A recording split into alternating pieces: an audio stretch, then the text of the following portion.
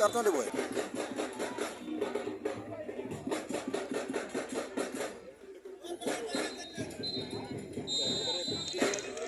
Cette qualification en finale de cette coupe du HCCT, une première mi-temps que vous avez négocié et pratiquement vous avez jeté votre dévolu en seconde période, un coaching gagnant.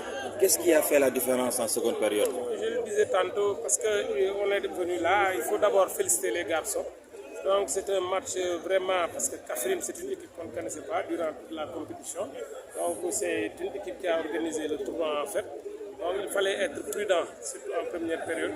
Mais je pense qu'aussi en première période, on a eu quelques opportunités, malheureusement, qu'on n'a pas su concrétiser. Maintenant, à la mi-temps, on a analysé, on s'est dit que, de toute façon, nous, on a l'habitude de faire de très bonnes deuxième mi-temps depuis le début du tournoi. Donc pour nos meilleurs matchs, je pense que c'est en deuxième période qu'on les réalise. Donc on savait que peut-être par rapport à notre préparation, on avait la possibilité, avec la fraîcheur, avec la profondeur de notre banc aussi, de jouer surtout dans la profondeur sur les côtés parce que là on a des joueurs qui sont bons sur les côtés, après de faire la différence. Donc à un moment donné, on a maintenu un pressing très haut sur les deux buts qu'on marque.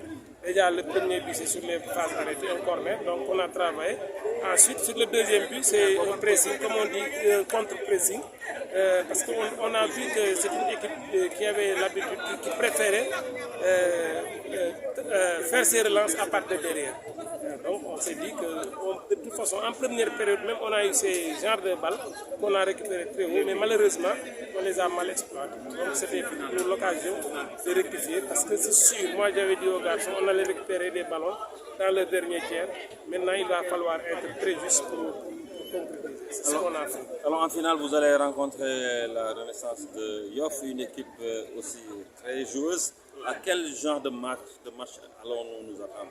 De toute façon, comme moi j'ai dit aux garçons que le match le plus important pour nous, c'est la demi-finale, parce qu'après la finale, c'est une fête.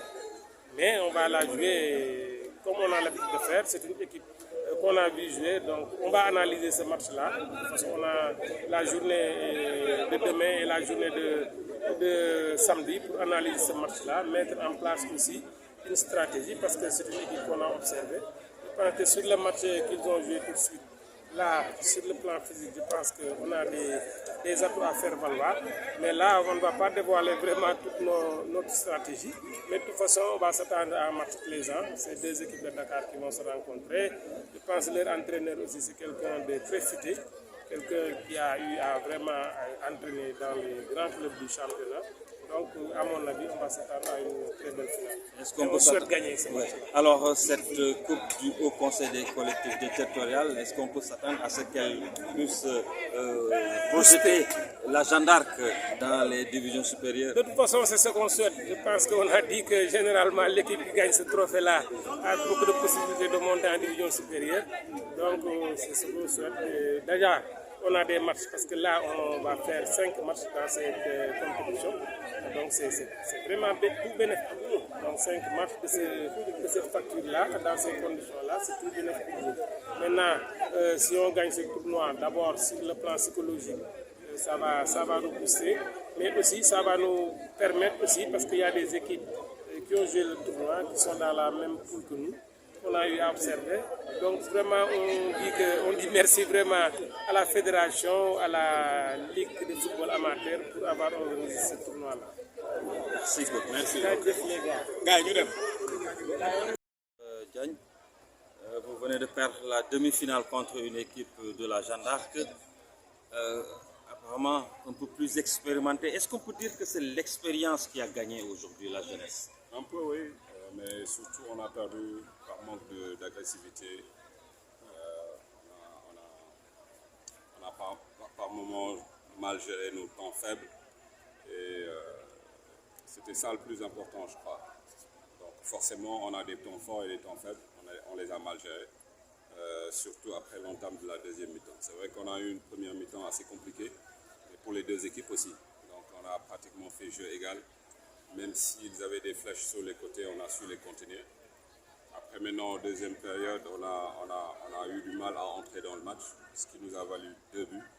On a opéré des changements qui ont apporté ses fruits, même si on n'a pas marqué. Et sur le plan du jeu, je crois on s'est bien comporté, même si on a perdu beaucoup de duels au milieu par manque d'agressivité. Alors, il y a un goût d'inachevé puisque l'AS Kaffrine recevait à domicile pratiquement, vous étiez considéré comme le favori. Favori, c'est trop dire, je pense. C'est vrai qu'on reçoit et on a une obligation peut-être d'aller au moins en finale. Mais je crois qu'il n'y a rien à regretter. C'est la première fois que Kaffrine arrive en demi-finale. Donc il fallait voilà, continuer la fête. Malheureusement, on a perdu parce qu'on avait en face de nous une équipe qui a su tirer profit de nos faiblesses. Et puis voilà, maintenant il faut se refaire une santé et aborder le championnat. Je crois que c'est l'objectif numéro un.